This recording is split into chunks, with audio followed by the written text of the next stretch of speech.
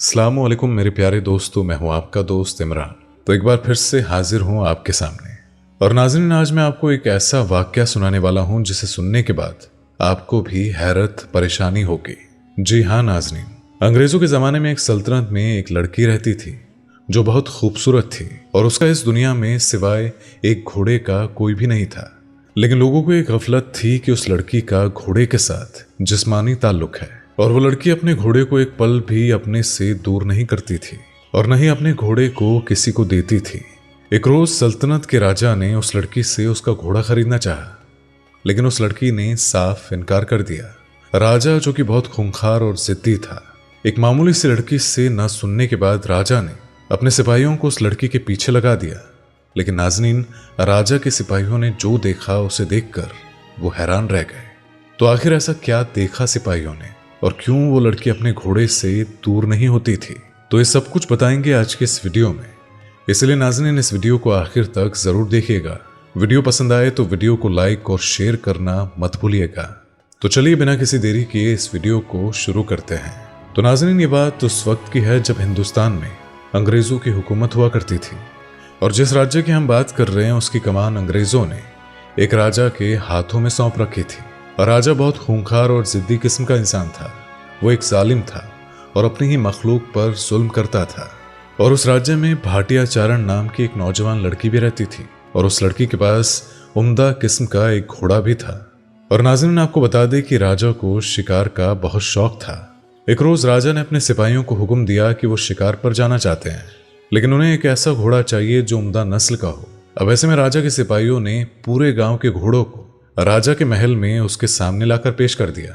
राजा ने सभी घोड़ों की सवारी करके देखी, लेकिन राजा को किसी भी घोड़े की सवारी करके तसल्ली नहीं हुई। तो ऐसे में सिपाही भाटिया चारण के घोड़ों को भी लेकर आए थे।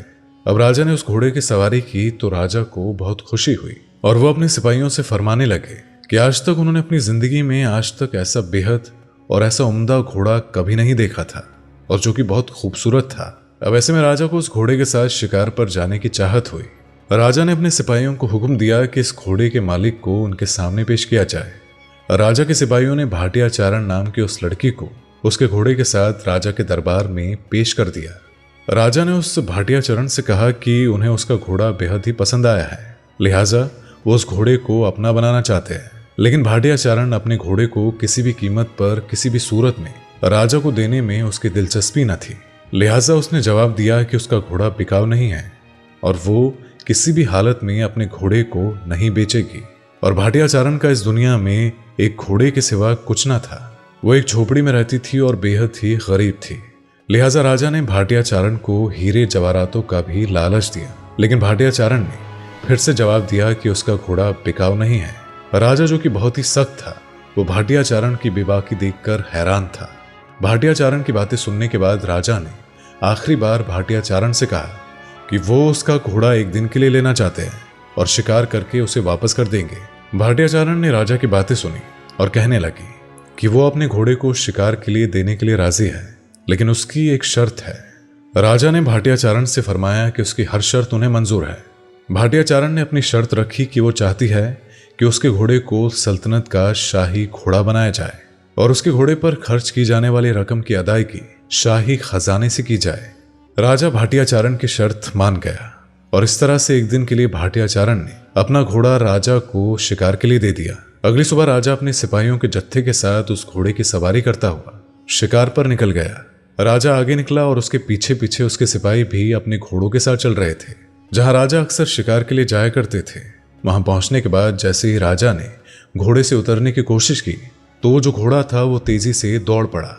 घोड़े ने धीरे धीरे अपनी चाल तेज कर दी और तेजी से जंगल के अंदर भागने लगता है। अब ऐसे में राजा के सिपाही उसका पीछा करने लगते हैं और घोड़ा राजा को अपने साथ जंगल के उस हिस्से में ले गया जहां पर चारों तरफ रसीले फल और राजा के मनपसंद शिकार मौजूद थे।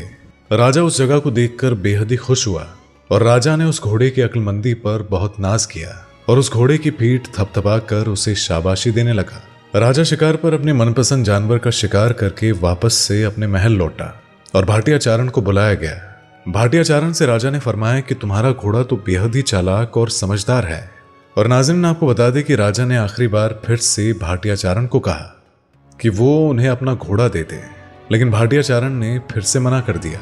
भाटियाचारण अपना घोड़ा लेकर अपने घर चली गई और भाटियाचारण की शर्त के मुताबिक उसके घोड़े को शाही घोड़े का तमगा दे दिया गया और भाटियाचारण के घोड़े को शाही घोड़ा बनाने का ऐलान कर दिया गया था। जिसके बाद उस भाटियाचारण के घोड़े को अक्सर राजा शिकार के लिए ले जाया करते थे और भाटियाचारण को राजा काफी सहूलियतें देने लगे थे। अब ऐसे में राजा के दरबारी भाटियाचारण से जलने लगे थे और भाटियाचारण को मिलने वाली सहूलियतों से खलते थे। एक रोज सिपाहियों ने देखा कि भाटियाचारण सुबह सवेरे अपने घोड़े के साथ जंगल में जाती है और बहुत देर बाद वापस आती है।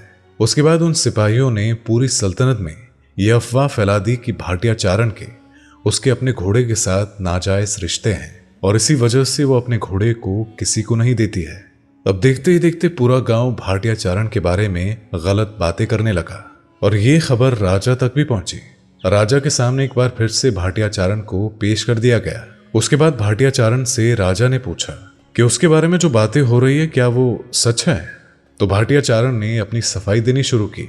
भाटियाचारण से राजा ने सवाल किया कि आखिर क्यों वो अपने घोड़े से इतना प्यार करती है और क्यों वो उसको किसी को नहीं देना चाहती है।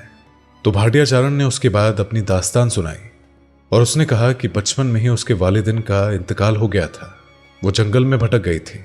वो जानवरों से बहुत प्यार करती थी और हर जानवर की वो खिदमत करती थी। तभी एक बाबा उसे जंगल में मिले और उसको एक घोड़ा दिया और तब से लेकर अब तक ये घोड़ा भाटियाचारण के साथ है और जंगल में उसे ऐसी जगह ले जाता है जहां से फल और शिकार लेकर वो बाजार में बेच आती है, जिसकी वजह से उसका गुजारा चल रहा है। भाटियाचारण हर रोज सुबह अपने घोड़े के साथ जंगल जाती है और बदले में रसीले फल या उम्दा शिकार करके लाती है और उनकी फरोख्त करती है।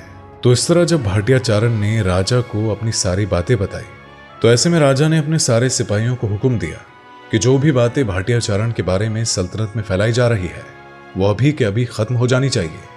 इसलिए नाज़रीन, इस्लाम एक ऐसा सच्चा दिन है जिसमें अल्लाह तबारक व ताला ने भी इरशाद फरमाया है कि ऐ मोमिनो, तुम जानवरों से मोहब्बत करो और उनसे हमदर्दी रखो।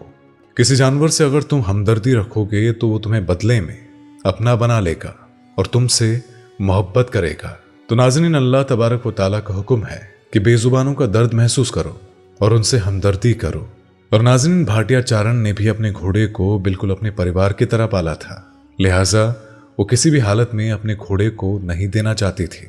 सल्तनत का राजा जो बहुत ही जालिम था, तो ऐसे में वो भी भाटियाचारण और उसके घोड़े की मोहब्बत को देखकर पिघल गया।